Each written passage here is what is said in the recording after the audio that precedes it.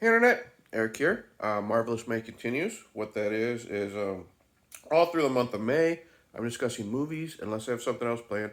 Movies that are based on Marvel comic characters, but not part of the MCU. And we are really getting away from the MCU with this one.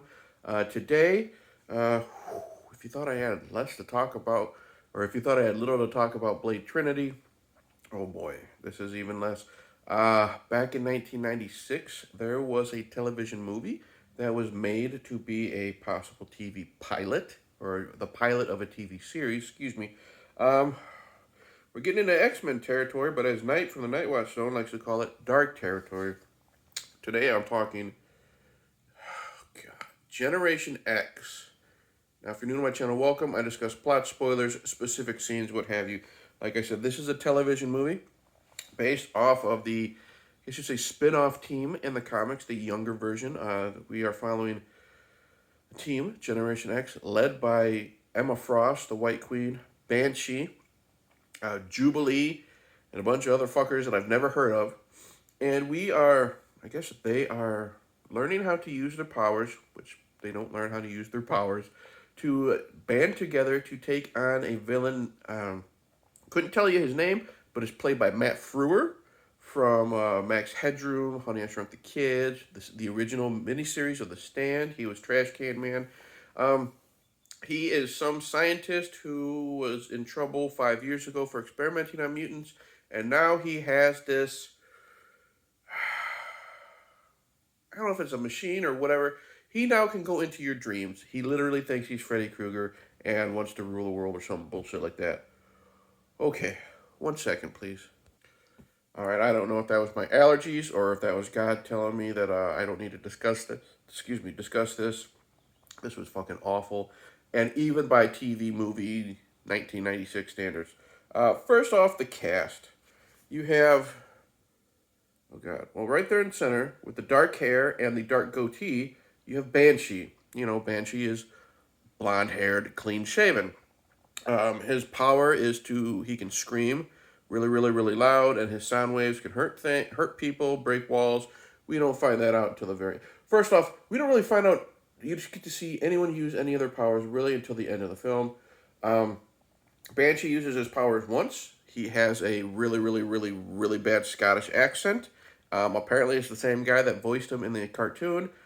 He sucks. All he does is stand around and argue with the White Queen, or Emma Frost, who is the blonde right there. Can't really see my finger. Okay, that her power is, I guess she can read minds, and she makes it windy a lot. She sucks. She just stands there and acts grumpy. We have this blonde here. I guess she's super strong. Couldn't even tell you her name. She does nothing but make out with the kid who has the powers of Cyclops. This chick, I guess she's like super, super, super perfect. She's just unlikable and has no personality. We have this guy here, played by Bumper Robinson, Zamis from Enemy Mine. I was interested because I didn't know this guy was still acting, at least at this time. He has the power to touch anything, and then he can form, I guess, his body to be that type of substance. Like he grabs a rock and then he becomes super hard. Not in that way. He sucks. This douchebag here, I guess he can shoot lasers out of his eyes like Cyclops. He sucks. This shithead, his name is Skin. He can stretch his skin like it's Plastic Man. And that's Jubilee. The only X-Men I knew, other than these two guys, and she shoots sparklers out of her hands, and she does absolutely nothing aside from recreating the opening sequence to the animated series where she's playing a video game and blows shit up. We'll get the acting out of the way. They're all atrocious. The actress who plays Jubilee, she's not good. The two leads, not good. Everyone else who I mentioned, not good. I hate the character who is Cyclops because you can see he's just a typical 1996 douchebag, and he acts it. All he wants to do is make out with this chick who is so timid and doesn't do anything. This girl's a bitch. This guy's annoying and stupid. Jubilee tries her best, but she's just drowned out by the sea of stupidity. Bumper Robinson, man, I loved you as Zamis. You're given nothing to do, and you suck. And these two are atrocious.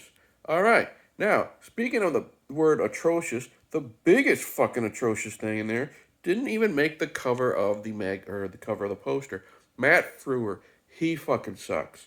This character, like I said, is supposed to be some type of wannabe Freddy Krueger invading your dreams, and he does that. And he has help with the Generation X team. They use Cerebro, and if you don't know what that is, Cerebro is Professor X's little machine where he can use track mutants. Um, they get in it. They look like they're hooked up to the Matrix, and they go into people's dreams and get attacked. I guess by Matt Frewer. He does his Freddy Krueger thing and does lame dreams. The problem with Matt Frewer is this was 1996, so this was like when Jim Carrey was coming out. He was big, and he just sounds like a very, very obnoxious Jim Carrey. And I'm talking about like Ace Ventura era Jim Carrey. I'm just waiting for Matt Frewer to start talking out of his butt. And there's a scene where he comes like close to that. He is over the top. He's obnoxious. He's annoying. His voice and his is going like 100 miles an hour. He has these funny quips that are far from funny. Um, he's not scary. He's not intimidating. He just shouldn't be on screen. You know what I mean? He reminds me, like, if you watch the cartoon, he reminds me of being like Mojo, how spastic and annoying he is. Now, the talking out of the butt part, we'll get there in just a second because I wanted to say this. I knew I was in trouble. Like, I'm taking this movie into the context of it's a 1996 made for TV Fox movie. Okay? So the budget's going to suck. The cast isn't going to be very well known at the time.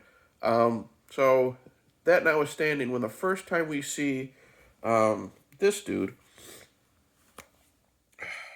Plastic Man, his name is Skin.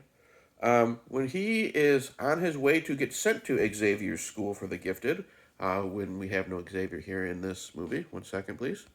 Sorry about that. Allergies are murdering me today. I am going to take a bunch of allergy pills after this. What was I saying? Oh, Skin.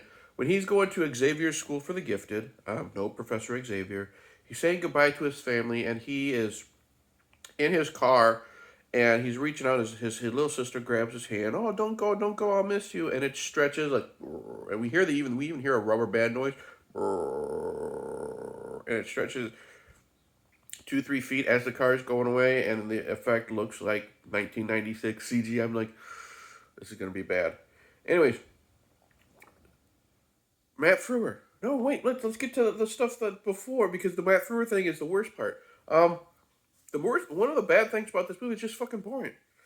I was seeing like when Rachel came in to bring us dinner. I'm like an hour and two into this film and nothing has happened. The kids play football. Um, they get into trouble at a party, and they're almost all gonna get expelled. And that's about it. The Cyclops guy is trying to mac on the blonde chick. No one cares. Um, there's one scene where they get in trouble because they're being called the R word. It's 1996, and Bumper Robinson beats up one guy. Wow, first piece of action in an hour and 2 minutes. Um, Now let's finally get to Matt Frewer. I know I'm really in trouble because with his Freddy Krueger dream power or whatever, he can mind control. Okay, so with the mind control, to show his power, he is with a group of executives. And to show how strong he is, how he can manipulate you and make you do what he wants, he makes them all burp and fart at the same time. This is an X-Men movie, or an X-Men spin-off movie, wanting to be a TV pilot. And to show how intimidating the villain is, he makes everybody in the room burp and fart at the same time. Fucking stupid. Now, the finale. Like I said, nobody's done anything. There's 10 minutes left of this goddamn movie. Nobody's done a single thing other than burp and fart. They all get together in the dreamscape. And Matt Frewer is Matt Frewer. Like, this is like pre-Deadpool, like annoying Ryan Reynolds. Like, Ryan Reynolds would be perfect for this guy. Um, they defeat him. Banshee screams, knocks him out of a wall. He jumps up. He comes back up unharmed. And Skin decides to wrap his arms around him like he gets towards Matt Frewer and he literally wraps his arms around him and they fall off a cliff and he's saved somehow. I don't care. Um, yeah, it's like I said, there isn't much to this movie, and I'm probably going to talk about it less. You're not going to get much of a rant, Barb, if you're watching, because I know you like my rants, because there's not much to rant about. Because basically the whole movie is nothing but nothing happening, nothing happening, nothing happening. I want to turn the channel. There's Matt Frewer. Nothing happening, nothing happening, nothing happening. Matt Frewer makes people burp and fart. Nothing happening, nothing happening, nothing happening. A final fight that ends in like 30 seconds. Nothing happening, nothing happening. I watched this on YouTube and I realized, wow, this was not worth it. This was directed by Jack Shoulder. Oh, there's one thing I could talk about. From A Nightmare on Elm Street 2. He directed Nightmare on Elm Street 2. One of my favorite entries. And then he directed Wishmaster 2, which can fuck off. I've discussed that one. I don't get what it is. I don't know the difference between directing a TV movie and directing a theatrical movie, or like Wishmaster 2, straight to video movie. But this motherfucker really likes his Dutch angles. Everything is like this. Everything is, hold on, like this. When they're walking down corridors, it's like this. When they're looking at the wall, talking to something, it's all like this. And I know it's not just because I watch this on YouTube, because eventually it straightens out. I don't fucking get it. I don't know if he's trying to make it just seem off because these kids are mutants, freaks, whatever. It's so stupid. Jack Shoulder should be punched. The person who wrote this should be kicked. Who decided that people should have that burping and farting sequence should be thrown out a window. Generation X. If you really thought this was going to start a TV show, I don't know what you were smoking, because this is fucking stupid. Characters, or X-Men, who don't do X-Men things. It's 1990s and we're all worried about them in relationships. These two are shitty leaders. Jubilee's probably the most popular one or most well-known one. She doesn't do nothing. This guy's a douche. I wish you were still in Enemy Mine. You suck. Don't even really remember you guys. Matt Frewer is awful. I hated this movie.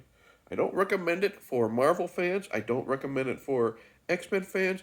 I don't recommend it for fans who are fans of bad movies. It was a waste of time. It was painful to get through.